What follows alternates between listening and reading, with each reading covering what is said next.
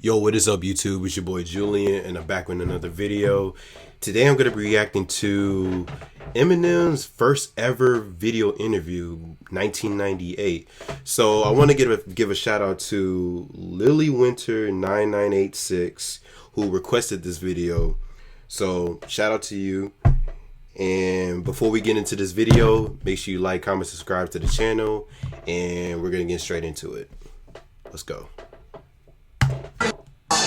It's Eminem. He's representing on the Lyricist Lounge tour. He represented the illest without question.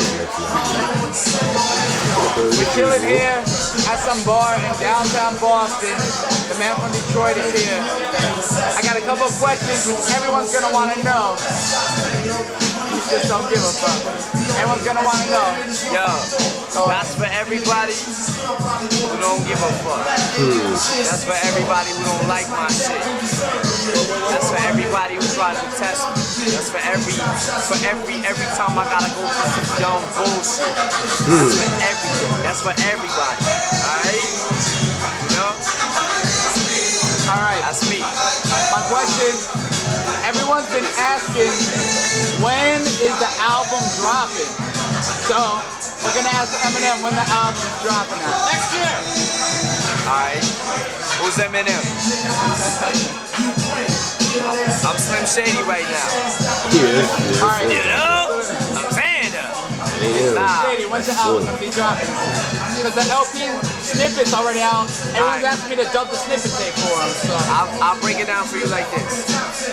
The Just Don't Give a Fuck and B-side Brain Damage is dropping October 13th. Then the My Name Is single, the one of the cuts that Dre produced, is dropping November 28th. In between there, I got some shit going on. I just did a song with Marilyn Manson, so I got some shit in between there. So we don't know. Oh, so he had a song with Marilyn Manson? I didn't know he actually did a song. I wonder if it's unreleased because he didn't put it out. But I know they had like a relationship at one point. I don't know if they still have that, but I know that they were both kind of both sit in the same category as far as being controversial in terms of their music and stuff like that. And although a lot of the songs, like he said, Just Don't Give a Fuck or My Name Is, so all of that was like, as far as like the singles were already dropping before the whole album did. And I know Lily Winter had mentioned that in the comments. So this is just when he got signed, and he was just in the middle of doing promotion for the album, stuff like that. So this is pretty cool. Shout out, like I said, Lily, you did your thing as far as this video, because I've never seen this interview before.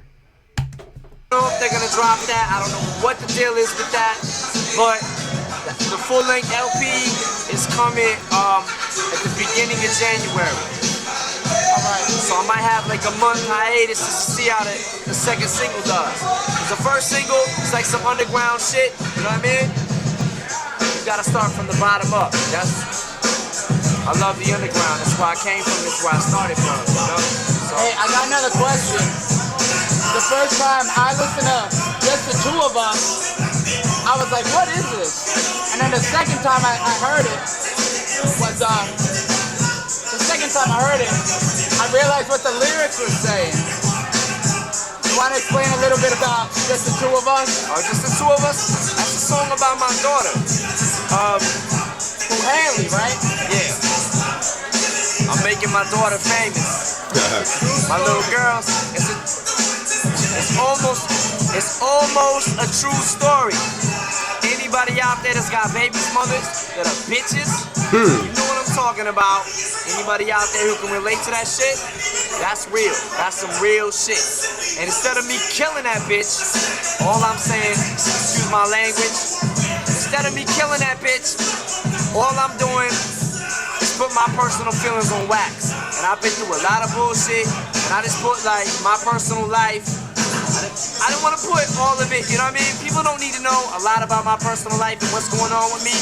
That's not everybody's business. But what is my business is that my daughter is the most important thing in the world to me. And that's real. You know what I mean? That's what I'm living for. That's what I'm doing.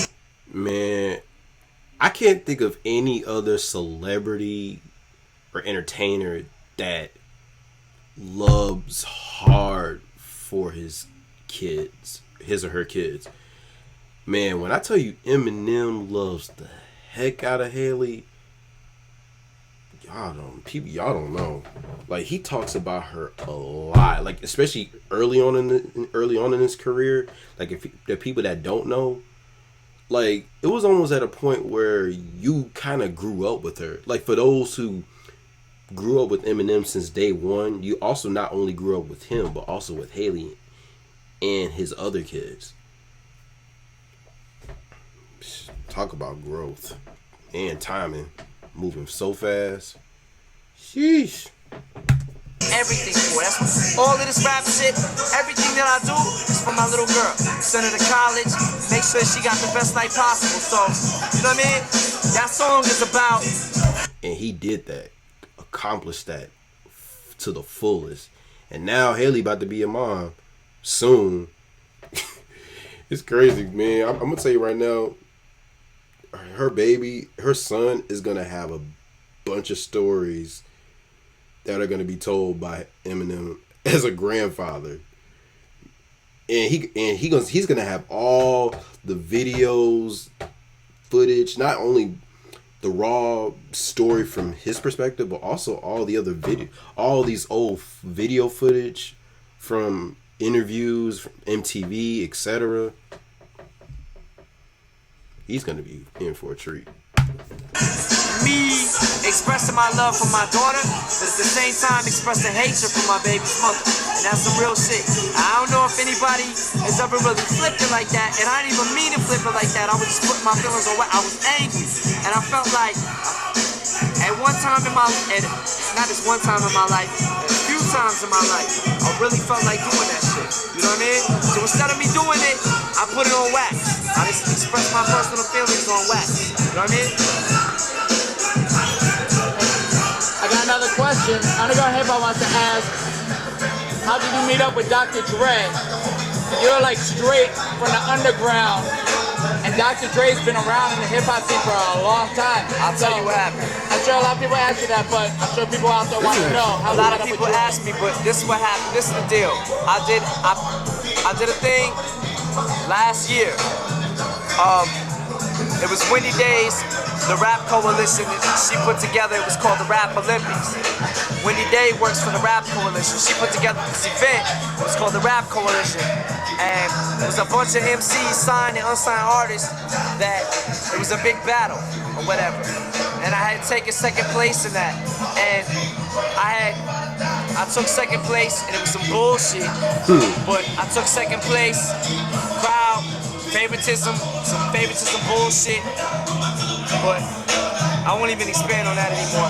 But I took second place in it, and I made a lot of connections through there. And I had given my tape. It's my manager, Paul. Paul.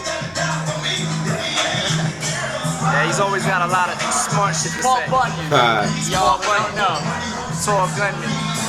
Yo, but I had given my tape, I had an EP out, a 6-song EP, and I gave my tape to some cats at Interscope, and they were trying to get Jimmy Iovine, he's the owner of Interscope, they were trying to get him to listen to it. He finally listened to it. When he did, apparently he dug what he heard, so he took it to his house. Huh? Who was that? Pick him up. Who, Jimmy Iovine? No, oh, Evan. This kid Evan Bogart and Dean Geisling.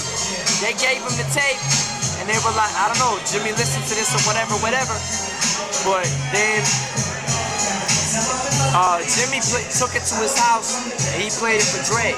And then Dre was like, yo, where's this guy at? And 3 days later, I just happened to be out there. Because we got this, my production company got this huge loan, and we was getting like orders from everywhere for the Slim Shady EP. So what we wanted to do was take it to the West Coast and work our way back and take it everywhere. As many stores we could put it is what we wanted to do. But yeah, all right, I'm gonna cut this short. 3 days afterwards, after we got to LA, I was on Power 106 or 92.3. I can't remember which station I was on, but I was rhyming over the phone tap beat. That's what's so ill about it.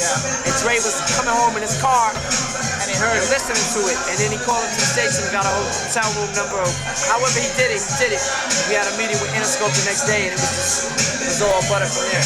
All right, our final question, because Bunyan back there says the light's running out, is I noticed besides your rhyme flow, which is like beyond ill and so unique, is the production that you got.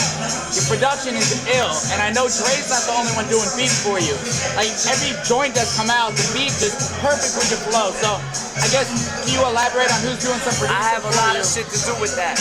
Me and my production team, FBT Productions, I'm with them now. I'm a member of the production crew. So I have a lot of say on my shit and how it comes out of the studio. If it's not hot, I don't let it come out. You know what I mean? So there's these cats, Mark and Jeff Bass, FBT that's doing my shit. This cat, Denon Porter, DJ Head, DJ Reg. All of these cats, besides Dre, you know what I mean? There's a lot of cats that nobody's heard about. They just got the hot shit, and I feel like I got an ear for that shit. What's hot and what's not, you know what I mean? So I just separate the two, and I just come out. I know being in the studio, I had to think that being in the studio with M and Dre could be a little stressful because these are two cats that are like very serious about perfection. And I know it could be rough at times, but I mean I understand that because you want it to be the best song ever, and you want it to have the best quality, because I always say quality over quantity, 100%. Out of the studio with the hottest shit that I can make. You know what I mean? All right, y'all, this is an undergroundhiphop.com exclusive. You know, I don't even think any other sites have interviewed Eminem as far as I know. I don't want to hear no names. Nah. So, ain't nobody else interviewed me, but I know there's one thing on the internet, is somebody interviewed me at, and it wasn't me. Somebody was pretending to be me, and I caught a lot of flack. It was an online chat. How can you prove that this is the real Eminem? I guess, there you go. That's proof. That's why. And if y'all don't know what this means, I know y'all know what this means, but if you don't know what it really means, then you're gonna find out. You're gonna find out. If you listen to hip hop, if you love hip hop, you're gonna find out what this really, really means. Trust us, Really means that. we saw him in concert. No one could blow it up like the true Eminem. Y'all, that's it. Eminem, thank you very much. Seriously. We're looking out for having me. Yo, thanks, man. Alright. And thanks to Paul Bunyan up here. Alright? What up? Thanks a lot. Seriously. We the first to do this, and don't forget it. Eminem, Aftermath Records, buy the album, buy the new single Brain Damage, and just don't give a fuck. I guess remix. October 13th. And I hope it falls on a Friday. Go buy it. All right. Man, see how young he was, man? He came a long way for sure. Man, so this is literally when he got signed, and then not too long after that, the album dropped. So technically it was supposed to come out in January of 99, but it ended up coming out in February, which was dope. Slim Shady LP, classic as usual. You know, that's his first album that came out, and the rest was history. So on that note, we're going to end the video right here. Like I said before, like, comment, subscribe to the channel. And also, shout out to you, Lily Winter, again, for requesting this video, because this was very vintage for sure. And remember, handle your business before you can get it. Peace.